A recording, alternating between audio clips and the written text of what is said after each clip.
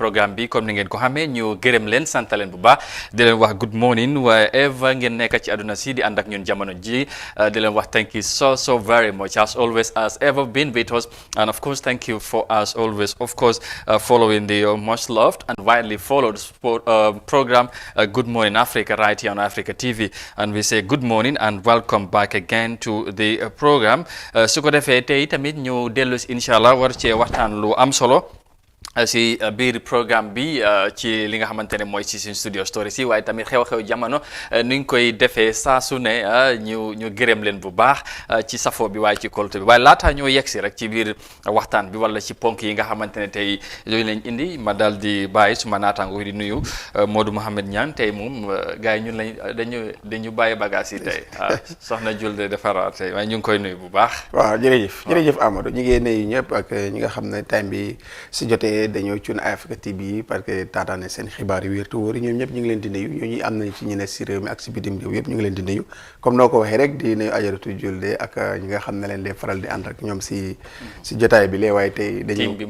waaw ay si yëpp si soxla yi la yëpp si liggéey bi la tam su ko defee rek ñu bàyyi la léegi xam naa ne di nga tënk xibaar yi gën a fës si suba si li waaw incha allah comme noo ko waxee ñu gërëm team bi yëpp ñuy jàpp ci liggéey bi ba yëpp yombandi léegi xam ngeen liggéey bi moom noonu lay dem team bi dafa yaatu ñun rek ngeen liggéey ci screen bi waaye ñuy jàpp ci liggéey bi macha allah bari na lool ñu ngee gërëm yëpp di leen sant tamit ci taxawaay bi su ko defee ci noonu la ñoo yegg si ci ponk yi comme ni ñu koy def lu ñoo waxtaanee ci National Assembly bi nañ ci dellu si waat ci pencum ndaw réew mi Minister of Finance am na kàddu yi nga xamante ne wax na ko député yi li aju ci li nga xamante ne mooy tolluwaay nguur gi ci li nga xamante ne mooy ci xaalis bi nga xamante ñu ngi ko waxantoo ci West Africa mooy ECO bi waxtaay bi ak taxawaay bi Gambia fa la toll ci loolu ci kanam tuuti nañ ci ñëw indi leen ci yaatal leneen liñ cee toftal mooy nañ waxtaan ci wàllum corruption mooy sinébar ci réew mi wala sax yi nga xamante ne mooy ay njuuj njaay yu ñoo wax ci réew mi mu nekk lu doy waar am na ñu cee wax am na tamit li nga xamante ne mooy lu ñooy joytu ci yëfi nañ ci waxtaan am ci gan bi nga xamante nañ ko dalal incha allah def ci jàngat bu am solo am naa ci yaakaar ci kanam tuuti of course loolu yëpp ci kanam nañ ci toftal yeneen xibaar ci suñuy xibaar yi waaye tamit newspaper review bi ci kanam tuuti nañ ko indi jàpp leen ponk yaa ngi noonu incha allah ñu wax leen welcome back and thank you again for choosing Africa TV and of course Good Morning Africa, and we kick matters with matters of the National Assembly because the Minister of Finance and Economic Affairs told lawmakers on Wednesday that the government of the Gambia is still committed to the ECOWAS single currency as per the microeconomic convergence criteria. He was responding to members of Bakau on the government's preparedness to graduate the Dalasi to the West African ECO. Mamburin Jai noted that the Gambia has achieved 3 out of the 4 of the primary convergence benchmarks. Honorable Speaker, can the Honorable Minister for Finance and Economic Affairs inform this August Assembly about the government's preparedness and position to the much talked about West Africa single monetary dupe, the ECO? Thank you. Thank you very much. Good morning, Honorable Speaker, members of the National Assembly. The government of the Gambia is still committed to the ECOWAS single currency and as part of the set macroeconomic convergence criteria to assess performance. The Gambia continues to meet 3 of the 4 primary convergence: inflation, central bank financing of the budget, and gross reserves, and 1 of the 2 secondary convergence exchange rate variation since 2017. However, Gambia is missing the budget deficit under the primary convergence criteria and the debt to GDP ratio under the secondary convergence criteria. Yet this has placed the Gambia among the best performing countries towards the regional integration process of the single currency.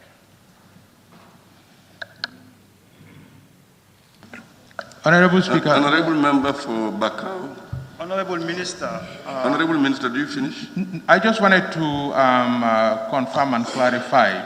that we promised to submit additional information to the clerk, and we did since 9th of July regarding these questions. Honorable Member for Bakau, any supplementary? Yes, please. Honorable Minister,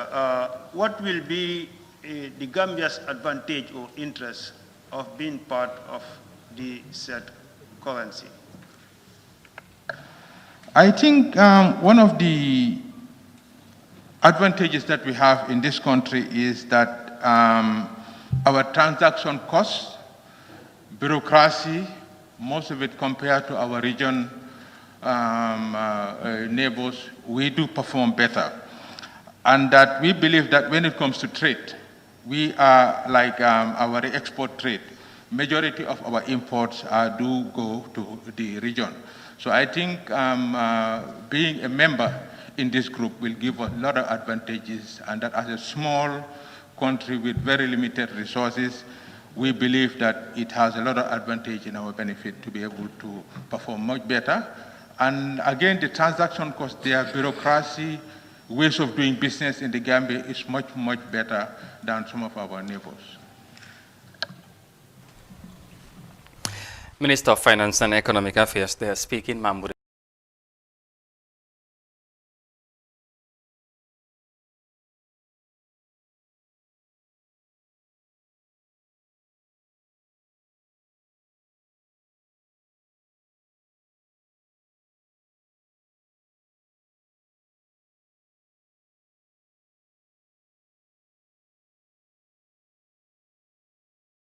Njai at the National Assembly in Banjul, responding to issues with regards to the ECO, Gambia's preparedness, of course, and all that. Mu nekk lu am solo moo ñaan dégg nga ministre bi Mambouri Njie mu ngi doon jéem a tontu ci député bu Bakau di jéem a laajte daal nguur gi fan leen toll ci waxtaay bi nga xamante ne ñu ngi ko waaj pour tamit Gambia bokk ci réew yi nga xamante ne nañ bokk ci ECO bi ñu mun a use xaalis bi nga xamante ne ñu ngi ko waxantu boobu ba tey daanaka xam naa bu nekkutoon mbas mi konom fu mu nekk nii yëf yi daanaka sori na ci loolu ministre bi moom wane na ne daanaka ci ñeenti ponk yi nga xamante ne ñu ngi ko laaj ñett yi Gambia daanaka sottil na yëpp ci mun nañ cee jàpp nga ci li nga foog ne ndax yaakaar war naa mun a am buñ tolloo wala buñ yegsee boobaa pour réew yi yëpp mooy ECOWAS réew yi ñu bokka benn xaalis Gambia tamit dina ci bokka comme ñu ngi ci nguur gi ñu ngi ci taxawaay boobu. waaw dina nekk lu am solo because soo gisee gars yi ñu ngi si bokk ba ñeenti ponk yi gaana ñëpp gëstu neen ko daal ba gis ne lii amal na njëriñ réew mi si nekkee ne amal na njëriñ réew mi pour gis ne Gambie bokk na si dina nekk lu am solo parce que Gambie dalasi bi si biir Gambie rek la yem foo ko mënta yóbbu da nga ko defaat si sa baag indiwaat ko den suñu demee nag bokk si xaalis boobu di ECO nga xam ne ay fukki réew ak nangam ñu ngi ko bokk so loolu nekk na advantage bu rëy te xam naa yaakaar ne government bi dina def préso bu mun gis ne yi nga xam ne tegal nañ leen ko dinañ mutal sart yooyu pour mun a ñëw bokk si exactly député bi sax mu ngi ko doon jéem a laaj yan bénéfice la si Gambie am buñ ci bokkee ministre bi comme noo ko waxee mu ngi doon jéem a leeral yu mel noonu économique bi société nu moo doxee waaye tamit njaay ak njënd bi diggante Gambie ak yeneen réew yi Gambie lu bari ci biti lay jógee ñëw fii te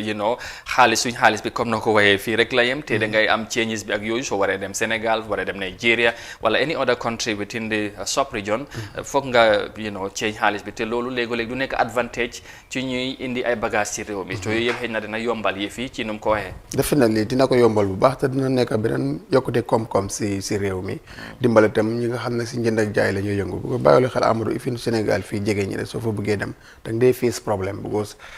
li nga joxe pour am dat si xaalis boobu noonu benn junni bi xaalis bu bëri la moo nekk kon nag su nekkee ni léegi da booy dem Sénégal o any country ci ECOWAS yow nit loo weccet Amadou loolu rek doy na loolu rek lifin la boo xam ne nii développement la boo xam ne nii moo am na yaakaar ne daal su boobaa ñuy yëngu njaayam jënd mi dina am bunte yi ubbeeku si biir réew mi fii te rafet nañ jortu ne yokkute bu baax dina si am waaw exactly balaa ñoo dem waaye léegi tamit ci yeneen jàngat wala ci yeneen analyse yi si da ngay dégg économiste yi ñi nga xamante ne seen of course xam-xam ak seen xalaat màcc na ci fànn yooyu dañoo wax ne ndax léegi tamit lii am advantage la ci Gambia because suñ saay si réew réew mi boo réew yu bari ñoo ñu ëpp for exemple Nigeria bu ñu baree bokk ak ñoom xaalis fekk dara amu ci different ak xëj na loolu tamit du nekk suñu advantage yooyu yëpp ñu ngi koo xalaat waaye yëf yi comme accès wuñ ci ku ne ak noo ko gisee te du ñàkkaar am dina am ñi nga xamante ne tamit duñ bugga lii mu sotti parce que seen advantage la right now foog ñu jéem see indi ak yu mel noonu waaye lu ci gën a bari lu ñu jàpp foog nañ daal yëf yi bu sotti nañ ci Gambie ak wala réew yu mel ni comme ba Gambie nañ ci gis boppam bu baax a baax. waaw loolu leen rafet njort bu seen xam-xam màcc si koom yëpp. yaakaar naa jàngat neen lii. suñ demee ba bokk si rek gis nañ ne Gambie gis na si boppam te yokkuteem gis nañ ko si waaw exactly mu ngi noonu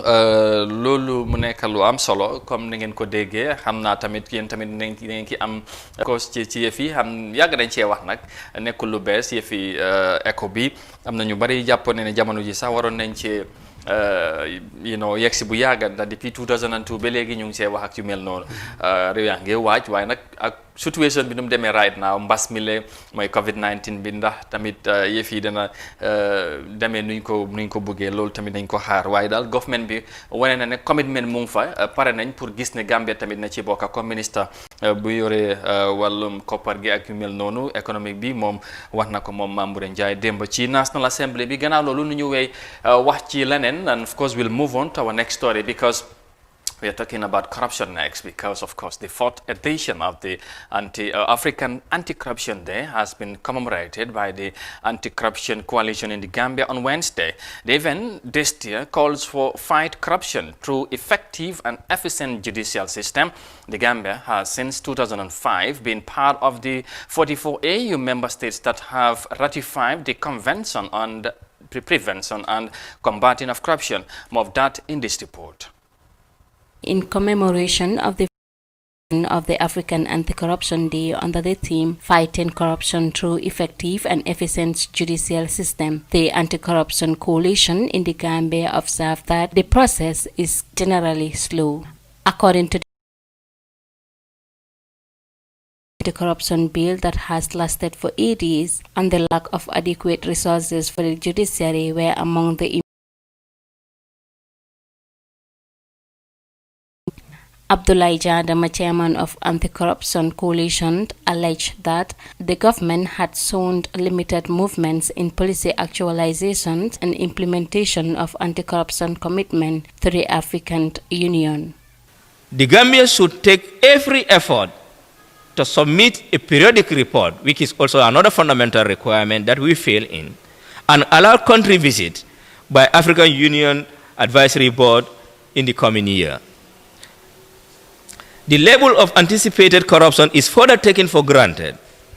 due to the fact that the government of the Gambia is not doing enough to investigate of public sector corruption from both civil society, the whistle public service, and international organizations. Clear example is the recent statement made by the current Minister of Health on massive cane of corruptions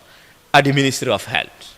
Mar Nyang, a member of the coalition working group, asserts that it would have been more appropriate for the parliament to look into the anti-corruption bill before spending more resources on other errands. So, always I keep saying, hadn't been we have the anti-corruption commission, then we will not be talking about these commissions, spending millions of dollars into these commissions.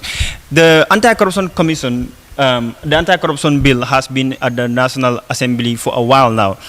In 2019, I think the president said the anti-corruption commission should be, not the president, the Minister of Finance, during the budget speech, he made mention that the anti-corruption commission should be in operation by end of 2019. So, come 2019, we have not seen the anti-corruption commission being enforced, but the bill was passed in early December 2019. To date, we have been seeing bills that have been going in and out of the National Assembly, and that the Finance and Public Accounts Committee is still looking into that anti-corruption bill. The Gambia has since 2005 been part of the 44 member state of the African Union that rectified the Convention on the Prevention and Combating Corruption. The West African state has made strides in the fight against corruption, which is attested in the reformation of the criminal codes and procedures and the commissioning of the Janneh Commission to probe into assets under the former president of the Gambia. For iAfrica TV News, Awa Makalu. Yes, thank you very much, Hawa Makalo, there for the report, and for, of course,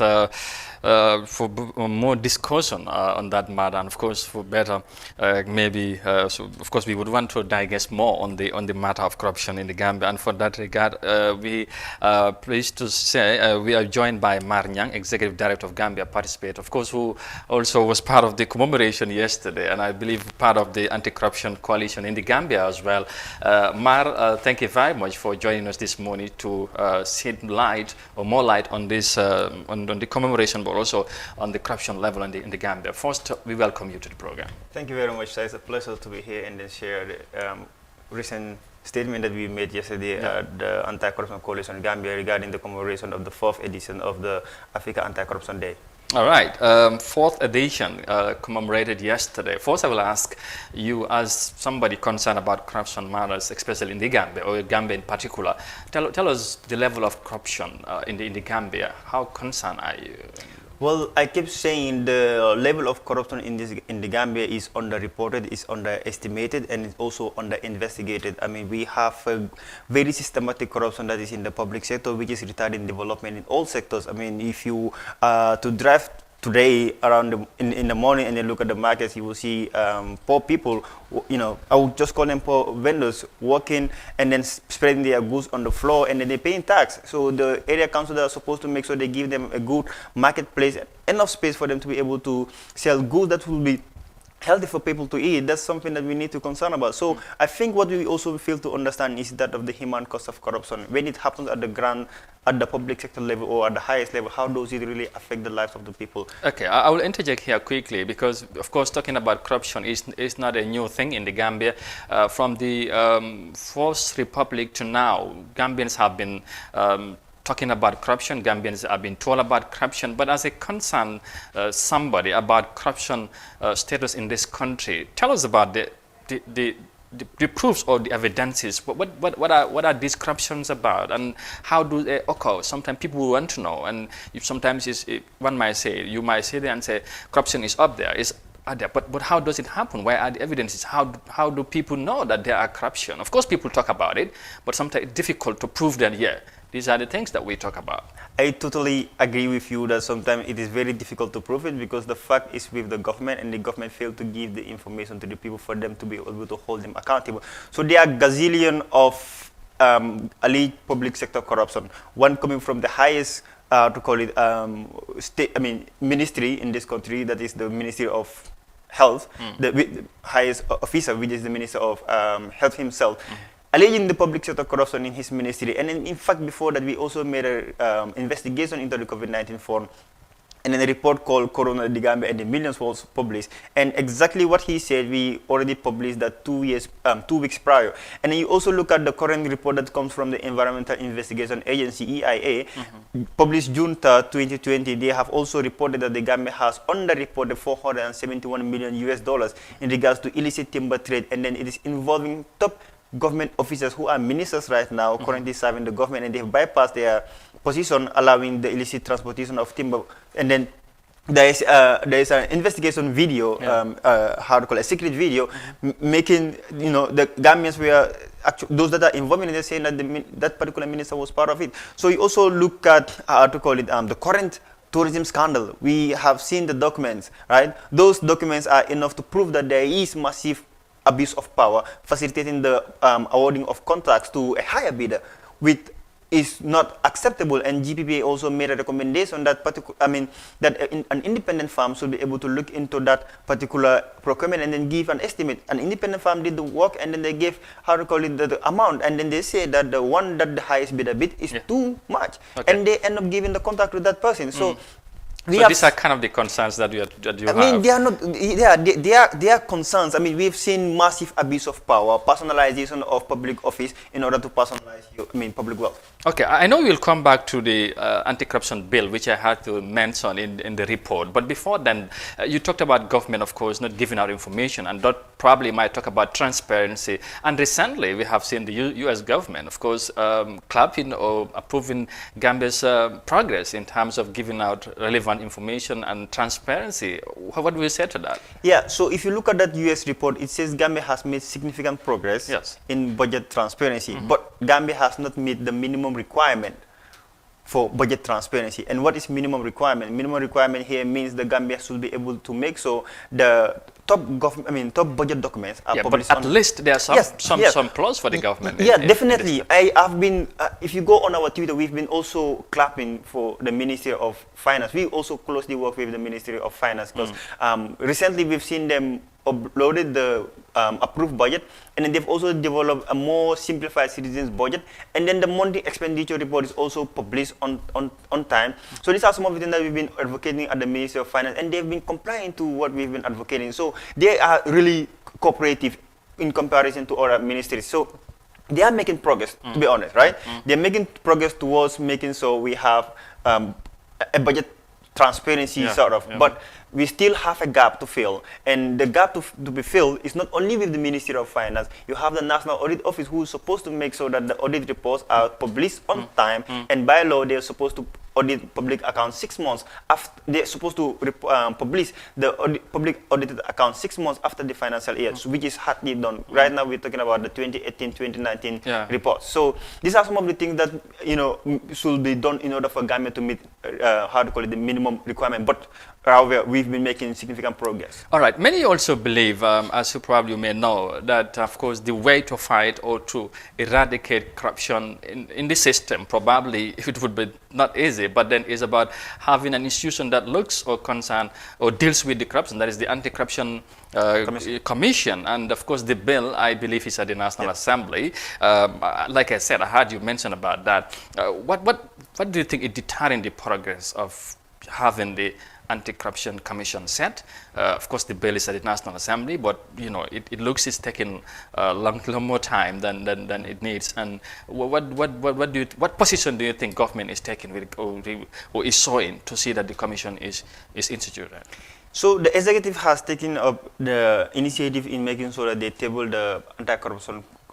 bill at the National Assembly, I think 2nd of December 2019. So the Finance and Public Accounts Committee are looking into the bill, and we, the civil society organizers, invited the media, and then we look into the bill and it makes recommendation that there are certain provisions in amended, because if not, it will weaken the independence of the Anti-Corruption Commission. So it was supposed to be debated March, but because of COVID, they postponed the the debate on the Anti-Corruption bill. And then in this sitting, I think there are also certain things that have distracted the focus with all the COVID that is coming, and then other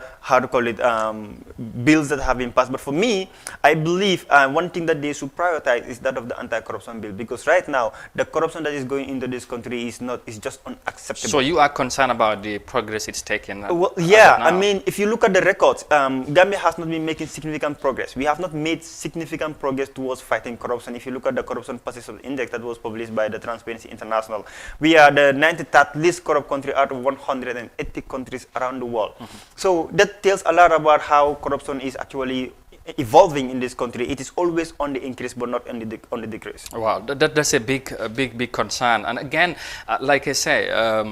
many might be watching and say, Gambia,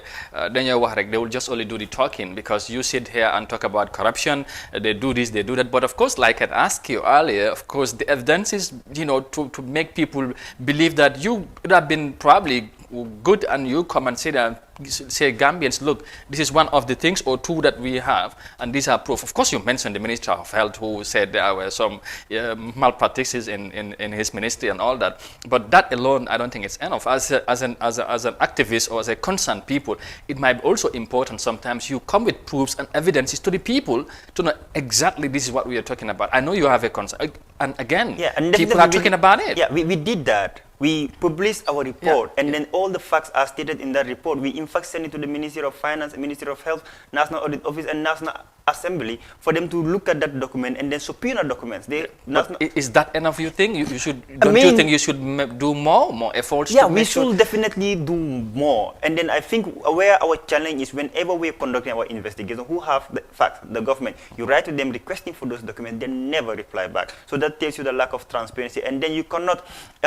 remove corruption when there is lack of transparency in the public sector. So that lack of transparency in fact raises eyebrows, right? They have the document, give us the document, and then let's help you be better. Let's help you to make sure you are more efficient. Let's help you to make sure that the people receive a better public service delivery. But this is the challenge. So that's the reason why we engage National Assembly, and they have the mandate and to subpoena the documents. Those so called officers, we also have the ombudsman. By law, they are supposed to investigate public sector corruption. Yeah. Just to sum it up, of course, finally, before we let it go, how dangerous and serious is corruption for the development of this country? You talk about it's deterring the progress of development. How serious it is in this country? I will tell you the seriousness of corruption is costing lives, and then people fail to see that, and that's what we call the human cost of corruption. And I will give you one example before I leave. If 100 million is being appropriated for the construction of roads, right, and then 80 million has been used as a, let's say, for the development, 20% as 20 million as kickbacks, that 80 million is insufficient to build a good road. So if you build a bad road, you have potholes, and then cars will drive, and then there will be an accident. Who causes the accident? Is it the car or the one who stole the money from? And then that particular patient that has actually, the victim that has died or the one that has been affected, you take him to the hospital and there's insufficient materials to cure that person. So who is the reason behind all that? All right, it cannot be better than that. But before we go, mon yaa ngi reede saa lu ma wax ni xalaas fekkee am nga benn laaj nga koy laaj rek balaa moo dem pour mu gën a leeral tamit yëf yi ñuy seetaan tamit ñu xam lu ñuy wax mooy affaire corruption njuuj njaaj ci réew mi mu nekk lu nga xamante ne concerne la. waaw lu doy waar la njuuj njaaj ci réew mi waaye comme si lu mujjee rek. because exemple bu mu joxee wax na dëgg bu ko suñ demee ba nga xam ne ni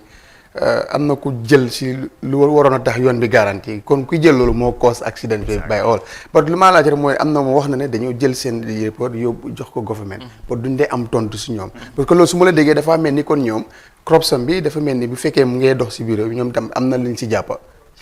yeah comme lu ma doon waxee rek foog naa ñu bëri seen loxo moo tilim si wàllum njuuj njaaj moo tax gars yi du ne nangoo jël matuwaay pour make sure ne there is accountability because ñoom bu gars yi demee war a use keneen pour ne dañu call for accountability kooku dina backfire mu jox leen information ne yow tamit bokk nga si système yi boo xoolee report bu National Audit Office def si embassy bu nekk UK gis nañ fa massive corruption waaye la la gars yi def dañ génnee kooku noonu so génnee loolu nekkul accountability mooy nga teg ko si yoon kooku noonu mu face kon boo xoolee wàllum China ñooñu dañ na dee sentence life in prison loolu as a serious because dañ ko denc corruption as a serious matter waaye fii nii nag ñun suñ government bi is not serious ñu pour fight corruption loolu moo tax dañ jox boobu noonu space gars yi normalise corruption ba pare loolu tax corruption di dëgg gannaaw dem kanam te ku nga xamante ni ngay receive ay less than 1 million in a year ñooy am ay mansion of worth $10 million so loolu nekk na nga xamante dafa garaaw. xam naa nañ gën a yaatal waxtaan bi. waaw because it's very important. Definitely Matar Mar Nyang sorry Executive Director bu Gambia participate. Thank you very much for your time and it was good to have you. We'll move on to our next story because the next presidential election in the Gambia has been set for December 2021 as announced by the Independent Electoral Commission. Well, Gambians will go to the polls to renew the mandate of the current president or bring in a new leader to steer the affairs of the nation for a 5-year term. Details of that in this report. The Independent Electoral Commission has announced that the country's 2021 presidential elections is scheduled for the 4th of December for Gambians to renew the mandate of the current president or bring in a new leader. In a media dispatch on the electoral calendar, the election body positioned nomination of presidential candidates from 30th October to the 5th of November, while public scrutiny is slated for 6th of November 2021. After the nomination process, candidates could bid for withdrawal on or before November 2021, and a campaign period is expected to last between November and December. This announcement is coming at a time when political parties have begun wooing for votes to consolidate their preparations to claim the mantle of power for a 5-year term. Despite concerns over possibility of any election of this magnitude due to the coronavirus global pandemic, the Commission said that the calendar is based on the existing laws and shall subject to review as and when the laws of the country are changed. Ahead of the next presidential elections, Gambians will first decide on whether or not to adopt the new constitution whose drafting was recently concluded by the Constitutional Review Commission. As a result, the Electoral Commission has allocated for the much-anticipated constitutional review to take place on 5th of June next year. Meanwhile, voter registration is expected to begin on the 14th of January 2021 for those within the country following the Gazette of Notice in December 2020. The registration of Gambians in the diaspora is scheduled for July next year. Wow, Jerejef, thank you very much with the report done by who? Keneen la de waaw Modou Niang lii mooy wax ci réew mi. election presidential 2021. ko wax rek mu ne 2021 ñi yore wàllu election ci réew mi mooy Independent Electoral Commission IEC démba génne nañ calendar wane yëf yi nu moo demee te ñu wane ne election bi president election December 4th 2021 incha allah moom moo war a nekk bési élection bi waaye laata loolu am na yeneen yi nga xamante ne yëpp wax nañ ko nomination campagne ak yu mel noonu ak registration bi mooy voters card bi ak yu mel noonu yooyu yëpp leeral nañ ko ci calendar bi fu mu nekk ni xam naa ne political party moom ku ne war nga xam ne nag léegi lamb ji bési tey la waajtaay bi moom préparation bi wala training bi ak yu mel noonu jot na. contacts yi. waaw jërëjëf lu am solo la élection ci biir waajaay bi xam naa ne su tax dina coronavirus bi. konoon fu mu nekk nii bëri ku si nekk ngay dugg si ruux yi ak ruux-ruuxaat yi wut ci cumbukaay. waaw te gis nga ñu ba léegi sax am na ñuy sew def yu sew si biir. si biir waaw. waaye ba léegi itam mu nekk lu nga xam ne lu doy waar la parce que askan bi si seen bopp sax ñu ngi laaj élection 2021 gars yi jàpp nañ bis bi de waaye si naka la moo amee. waaw jaaxal na askan bi si seen bopp ñu ngay laajte ndax élection 2021 dina am. because mbas mi mu ngi fi. kan moo xam bés bu fi coronavirus du jógee. dëgg amuñ déet bi ne bés bi la fay jógee. soo moo tax ñu askan soo demee seen biir dañuy laajte est mbaa élection sax 2021 dina am. soo loolu nag waaye bis AIC ñoom def nañ li leen war mooy jàpp bis jàpp nañ bis ba li si kanam nag mbiri ëllëg moom yàlla rek moo ko xam. waaye ak si lu ñëw dund nii. suñu fekkee ne amuñ bisam xamuñ time bu moo jee. ndax tam jarut sóoraale ne comme lu nekk si xalaati askan bi tam jarut a sóoraale wane ne ndax élection dina fi mun a am. 2021 foog loolu ñu am na ñi nga xamante ne ñu ne waaw comme rain comme sign élection moom foog mu am waaye noo ko wax kenn xamut because situation. waaye bu fekkee ne tamit demee na nii foog loolu ñu def élection bu amul campagne. loolu si Afrique. si Afrique fii. waaye yow situation moo tax di ku ne yow nga ne yow nit ñi yow lañ ànd xam nga fii. xam non élection ak ay bagages am moom àndut ak lu waay corona. ko foog dafa am line. waaw waaye line bu distance boobu mun naa am. loolu kay du problème one meter boobu. ak masque yooyu bu ñu ko defee ak ku nekk ku ñëw ñuy ay si nañ jël ñu bëri waaw ñu ñëw liggéey kuy ñëw hand sanitizer ñu jox la nga def sol sa masque taxaw sa line bi sa fa waree dem nga dem vote dem ñibbi. dañ campagne bi nekk campagne bi moom nekk ci TV ak rajo yi ak yu mel noonu. loolu yëpp ay option la. option la anyway. waaw because America ñoom tamit ren la waaye ñu ngi talk about online voting sax ñoom. fekk amul dem ci da ngay toog sa mobile sax use sa mobile candidat ñu won la fooy dem nga dugg ki nga xamante ne koo nga dem nga bos rek affaire bi dem fale ñu ne yow diw nga votal. ok mu nekk lu xam naa ne lu am solo waaye matuwaay yi nekk. war nañ ko see jël. because this coronavirus tax ba ñu ngay jël public state emergency something like that yooyu noonu yëpp coronavirus bi moo tax dente mu ngi fii te loolu. pour ñu jaxasi ko ak campagne nu muy yëngatoo yooyu noonu dina xaw a nekk jafe te ñoom amul kenn ku ñu mën a garanti ne November on the 4th coronavirus dafa jeex. waaw kon kenn xamul. soo léegi nag ndax askan bi lu ñu jaaxle mooy. ndax si fekk kon dafa mel ni si nekk ne December dina am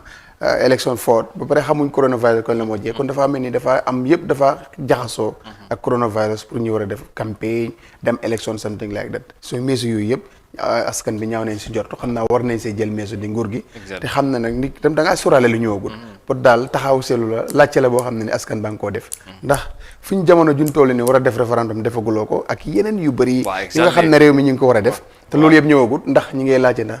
mbaa élection 2021 dina am fii si biir réew mi so ñu bëri nañu ne dina am si nii si nale waaye ba léegi lu nekk mun naa am because ay nit ñoo ko séqa su nekkee ne àgg nañ fa si time bu nga xam ne itam feebuwul réew mi mun nañ ko pousse ba beneen waaye xelaati askan bi wax nga lu am solo parce que balaa ñuy wax élection référendum bi mooy jiitu te ñu yaakaar ne constitution bu bees dina am loolu tamit surtout lu am solo la te loolu yëpp daanaka leneen la comme noo ko waxee xaw ma yan modalities la ñoo jël yan pexe la ñoo lal pour yëf yi ñu amal ko bu fekkee dina mun a sotti su dul loolu tamit xaw ma naka lay demee daal waaye surtout ci wàllum li nga xamante ne mooy référendum loolu dafa am solo ci wàllum élection bi parti yu ees yu juddu bu ñu waxee campagne du am ndax ñooñu nañ ci ànd especially yeneen parti yi nga xamante ni ñu ngi soog a juddu te foog ñu dem jaay seen agenda Gambien si ndax affaire yi emul si combo bi foog nga dem si dex bi te ñu bëri xamuñ leen bu baax a baax donte ne xam nañ leen sax waaye comme nuñ war a tax ñu jël réew mi loolu foog ñu dem ñu uti ko dem jaay seen agenda ak yu mel noonu seen programme so loolu dafa am solo su ko defee te xam nga ne presidential election daanaka 2 years preparation la so léegi nag dafa mel ni te parti yëpp a ngay ne la waaye xam ne lu leen lu nekk si seen kaw bopp yi di coronavirus bi affaire la daal waaye li ci kanam la waaw li ci kanam rawul bot incha allah waaw daal xibaar bi mu ngi noonu IEC joxe nañ déet pour presidential election 2021 gars yi nee nañ nag lambu ji dafa war a neex waaye ndax corona dina nangu ñu bëri am déet loolu si suñ kanam la des incha allah ñu ñaan yàlla rek yàlla na fi jógee balaa booba lépp luñ ci séntu rek yàlla defal ñu ci jàmm su ko defee ñu jeexale ak state of emergency démb rek ñu ngi ko doon wax gannaaw bu of course ministre bi demee foofu gars yi député yi ñu reject li nga xamante ne mooy of course waxin sax dañ ko déglu duñ ko waxtaanee ak yu mel noonu ci barki démba président bi yokkaat na state of emergency ci loolu la ñoo yëg si rek daal di jeexal li nga xamante ne mooy studio story si now President Adama Barrow has declared another 7-day state of public emergency with effect from Thursday the 15th July in the Gambia. The latest pronouncement is the start of a series from the president as a resort to contain the spread of the coronavirus in the country. The move came a day after the National Assembly voted against the motion to open a debate on a further extension of the state of public emergency for 45 days. Barely 1 week ago, lawmakers summoned the vice president to explain the legality of the successive declarations of state of public emergency by the president. There is increasing number of COVID-19 cases in the past 2 months, with the death toll at 3 since March this year out of more than 6 cases or 60 cases in total. By the latest declaration, the public is being advised to take all precautionary measures to protect themselves and others in the bid to curtail the spread of the COVID-19 in the Gambia. Waaw mu ngi noonu moo ñan démba ñu ngi ko doon wax dafa mel ni lu ñu doon wax noonu la demee président bi tamit démba yokkaat na another 7 days gannaaw bi nga xamante ne député yi ñoom nee nañ duñ ko waxtaanee sax ci pencum ndaw mi pour government ñu ngi doon bëgg pour ñu yokk 45 days of course day after mooy démba président bi yokkaat na 7 de dooree ko tey ba next week mooy juróom-ñaari fan ban jàngat nga ci def rek ci tënk rek den ñu dem indi newspaper si quickly. waaw man jàngat bu ma si am rek comme mooy lu xalaati askan bi rek boo soo demee seen di lay laaj so lan mooy luy taxawaay this public emergency. waaw lan mooy taxawaay. waaw mooy comme ni ñu ko waxee. mooy pour jéem a wàññi li nga xamante ne mooy tasaare mbas mi ci biir réew mi. te recently ñu ngi gis kees yaa ngi yokku. te the other time buñ doon waxtaan fii ñu ngi ak of course Essa Damfa mu ñu ngi doon wax ne bokk na ci li wàññi mbas mi mu tasaaroo ci réew mi mooy state of emergency yi ñoo def soo xam ne loolu justify na yëfin moo tax. président bi di jàpp na ba léegi war naa continuer di am ak yu mel noonu. waaw ok soo duggee si biir nit yi ak as ñoom luñ lay wax mooy ne daanaka feebar bi li ko fi indi yëpp dañoo jógee feneen ñëw. ba nekkaagu siñ biir. waaw kon lu askan bi ñoom lu ñoo laajte mooy ne li gën a important mooy ñen ñi teel bunte yi nga xam ne foofu la nit yi di ñëwee booda si ak airport bi yooyu noonu du ko foofu la nit yi ñuy indi feebar bi mostly foofu leen gën a ñëwee. boot nag soo si biir réew mi fii Amadou ngay jël. dogal yi nii ba pare te gisuloo si benn impact mu nga xam ne tax na cases yi wàññi ko li ñuy wax mooy ne léegi cases yi yokku moo tax ñi ngay jël this public emergency bi so comme que nag dégg loolu mooy te jël bi ba léegi amuloo si résolve bu nga xam wan ne mu ngee wàññeeku parce que lii nit ñi dem waroon a gis ne mu ngee wàññeeku den si nit ñi nag ñoom lu ñuy wax mooy ne comme que jaxasoo bi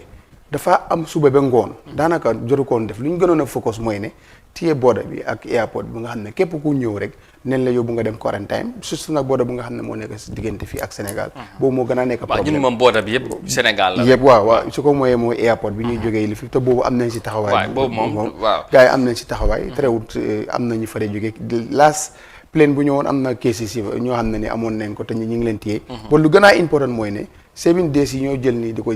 jël matuwaay taxaw ko si border yi moo gënoon a nekk den njëriñ loolu la askan bi wax waaw léegi comme député ñoom nee nañ duñ ci déglu te am na jamono bi nga xamante ne wóolu nañ vice président bi pour mu ñëw mu leeral ci ban lan moo tax président bi di yokk ay ñaari yoon ñaari 7 days période te consolul leen waxut ak ñoom demul fa pour mu wax ak ñoom wala mu laajte leen so loolu yëpp gis nañ ni amul ci diggante bi président bi démba yokkaat na another 7 days te vice président bi demul ci néegi député yi pour leeral loolu ak tamit yu mel noonu tey lan nga foog ne ñoom lan la ñëw fii yëg-yëg bi lan la ñoo gisee président bi nu moo doxalee te tamit ñu bari ñu ngay jàpp ne right now lu waroon lu gënoon ci réew mi mooy executive bi mooy présidence bi ak député yi ñoom yëpp ñu ànda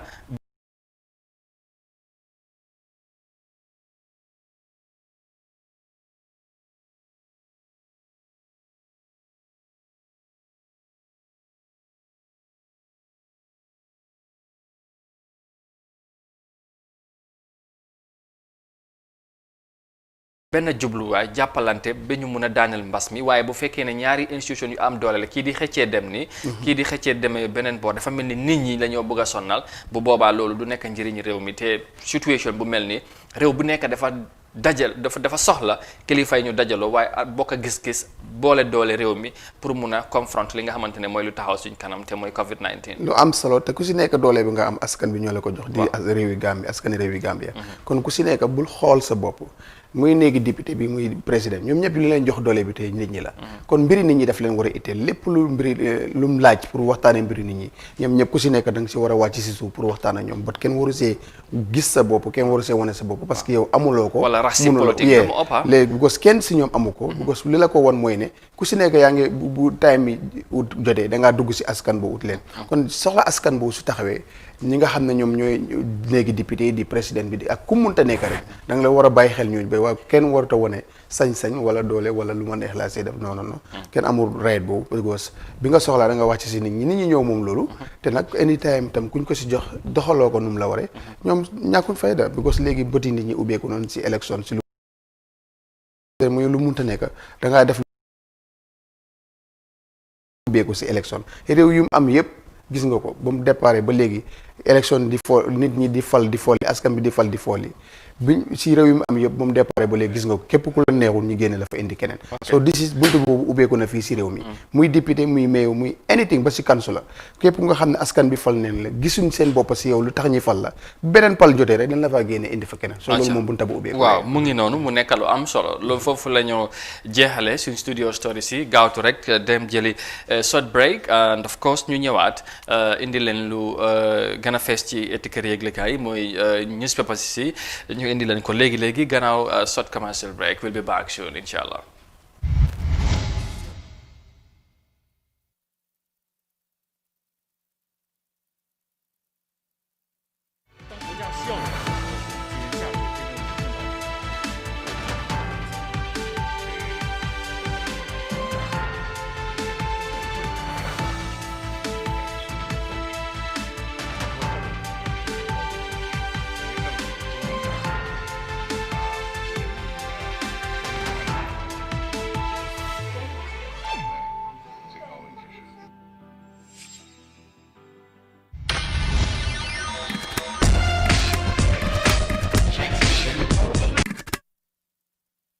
Well, that jingle leads us to the newspaper review, as always, as we do in this,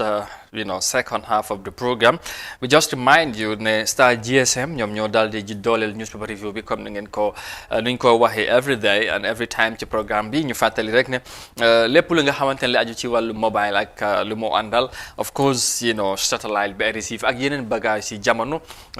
yu ànd ak of course jamono ngeen dem fa ngeen mën ko amee ci nu mu gën a baaxee waaye tamit ci nu mu gën a amee solo inshallah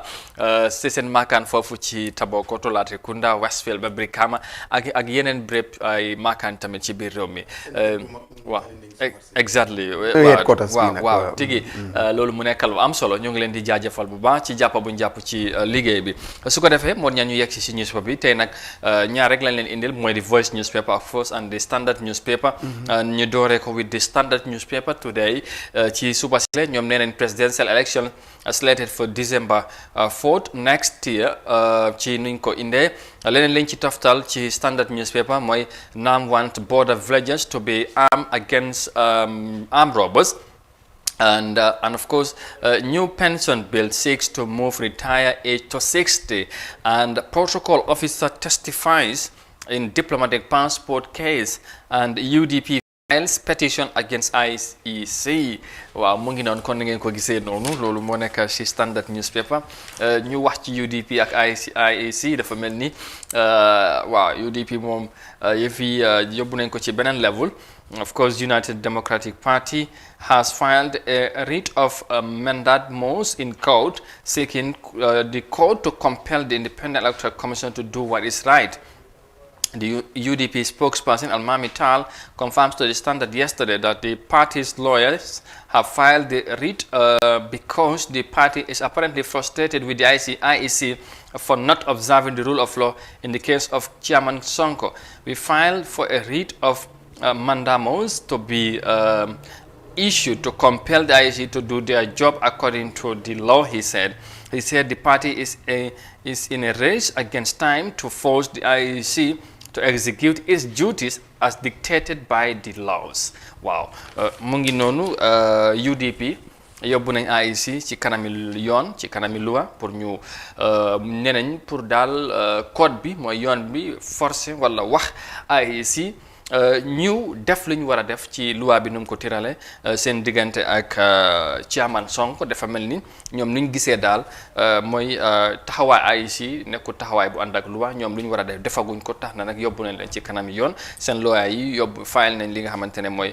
seen case pour wane ne daal fu mu nekk nii dañ leen war a déglu pour ñu fexe ñoom because ñu ne ñoom lii amuñ time te ñu ngi dem nañ ba daanaka xaddi ci affaire yi te gis nañ warut a demee noonu.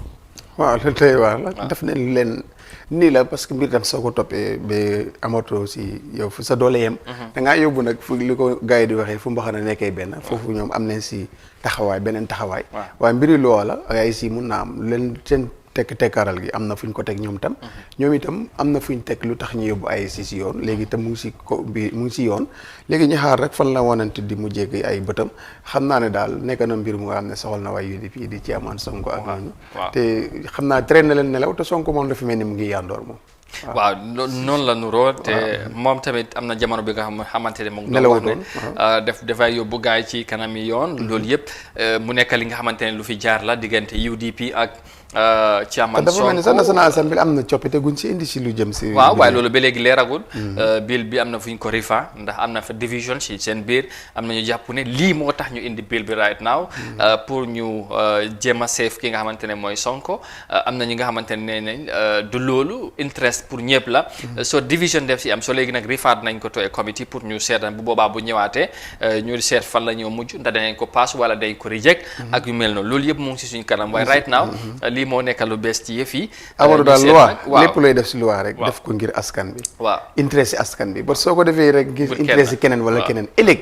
daf laa ñëw nekkal problème because am na su fekkee ne lii yëpp stratégie la ëllëg keneen ku fi ñëw itam am na daf laa am na ñuy wax sax am na yu bëri ñu ngi ko doon against di 1997 loolu laa doon bëgg a wax but right now am na ñu feebo gos ñu ngi ko doxal bu baax a baax te kooku boppam la ko defaloon yooyu kan seedal but right now am na ñi nga xam ne dem ñu ngi koo jëfandikoo pour seen bopp suñu sañoon sax di fi jógee dafa mel ni li taxoon mu def ko ba mu ko njëriñoo dafa mel ni ñi tamit gis nañ loolu mun nañ cee njëriñ waaye nag li gën a important mooy askan bi ko moom ba nga ñoom nga demoon laaj seen waa ak seen déet ñoom nga war a sóoraale si loi su ko defee ëllëg kenn du si soona parce que su dul loolu rek dafa nekk sànni wi dem di ñëw te gars yi ñu ne loolu moom cotine rek doy na si sànni bii dem di ñëw cotine doy na si waaw mu ngi noonu ñu seet ndax ay si ñoom tamit nañ ci wax ndax nañ ci indi tontu ci yëf yi wala dañuy xaar rek ñu dem ci kanami yoon ñu seet yëf yi lan moo ci juddoo ñu ngi xaar loolu si suñ kanam incha allah ñu jeexalee ko ak The Voice newspaper ñoom tey luñ fësal Mambury Njie $4.7 million was spent on President Barrow store, and the ICCG challenges government to investigate corruption in public sector. Léegi ni ñu ngi ko doon wax leneen luñ ci indi APRC will never back an incompetent government. Loolu tamit mu ngi seen xeeti njëkk leneen luñ ci yokku mooy police blames for failure to investigate alleged corruption in the Ministry of Health. And of course, Tijan speaks on FTI departure, called government to intervene. And the residents of Ibo Town Badala raised concern over TCS raining season. So mu ngi noonu loolu lañ indi ci li nga xamante ne mooy ci seen xeeti njëkk ñu wax ci benn rek Ibo Town residents of Ibo Town Badala raised concerns over TCS raining season. Residents of Ibo Town Badala community have raised fear of concern over this year's raining season, which is yet to be at its peak. The residents in the past raining seasons have been facing destruction of properties. Reports show that the country will experience a torrential rainfall this year compared to the past years. Mama Ket, resident of Ibo Town, Badal told The Voice in an interview, every rainy season we encounter so many challenges because of limited waterways, because of inadequate space for water flow, and all the flows from KMC areas pass through Ibo Town Badal. Wow, mu ngi noonu waa Ibo Town ci Badala community bi mun ñang pour jeexal rek ñoom ñu ngi woote wàllu di teel a wax ne ñoom ñu ngi ragal ren ci nawet bi nu moo demee because wax ne ñu ngi war a sendu teew bu bari te ñoom at bu nekk dañuy sonna bu nawet bi jotee ndox bi fu amut ay yoon ak yu mel noonu te loolu foog naa it's a big concern war nañ cee bàyyi xel bu baax a baax. waaw lu bàyyi xel bu baax waaye dafa mel ni muy KMC bi muy government bi. yooyu moom si jublu woon si Tobi Franc bu ko mbënn mi dëkk koñ yi mooy laal bari na trop daanaka Neema Fajikunda Ibo Town yi si bëree bëri te gisuñ benn action bu nga xam ne ni seen area council si dañ see jël di dara taxawaay am si taxawaay du government bi because still now Ibo Town su tawee dafa lool definitely nga dem Neema am na seenam koñ yi nga ne si tawee ñi askan bu dëkkee bor yooyu pour ñu génn si ñëw dafaa nekk problème si ñoom ba dafay te yàgg nag gisuñ si benn taxawaay loolu mooy problème bi nekkul lu bees te li at bu nekk mu xew passé bu nawet bi jeexee rek ñu fàtte bu nawet bi jeex na mais buñ ko dee xalaat sax bokkuñ sax si programme yi beneen nguur léegi nag lu ñoo def mooy ne 2021 jegeñ si na koñ yooyu neen am fulla seen fayda taxaw National Disaster Management Agency yi tamit ñoom war nañ soo def assessment def jàngat yenn solution lañ cee def yu mel noonu yooyu yëpp mu nekk li nga xamante ne lu doon lu ñu war a bàyyi xel askan bi da am nañ fu ñu leen a xaar mooy ne ku fa ñëw di leen jéem a rey wax ju bari wax leen ne lii moo fi ne ku ko fi mun ñu defal la ku ko munut mooy loolu di indi seen soxla bañ a tàccu ñu ne di yóbbu tig fotak ba pare nañ dee wax lu leen métti wax lu leen naxari ak luñ bëgga ku ko fa defut ëllëg boo fa desee yoo ñu rek yaa ko fi waxoon mu ngi nii soo dina tax tam ñoom gën see bàyyi seen xel ku ci dem buy ministre bi buy député bi buy kansula bi buy président bi bot nag loolu moom di fi gisuma gouvernement bu si jël effort pour dimbale koñ yi nga xam ne mbënn mi daf dee dugg si seen biir kër yi amul waaw mu ngi noonu ñu bàyyi loo leen xel ne rek nawet bi moom yàlla def jaama waaye tamit comme teel nañ wax na ci kilifa def dara loolu rek moo ci am solo leneen lu mooy loolu rek leneen lu amee suba ñu wax ne tamit waxoon nañ ko te loolu dafa am solo bu baax a baax ñu bàyyi xel Ibo Town waaye tamit ak yeneen gox ci biir réew mi parce que nekkul foofu rek waaye xëy na ñoom ñoo wax su ko defee moon ña ñu jox gars yi rendez-vous ba suba incha allah the week's final edition moo jeexal week bi suba incha allah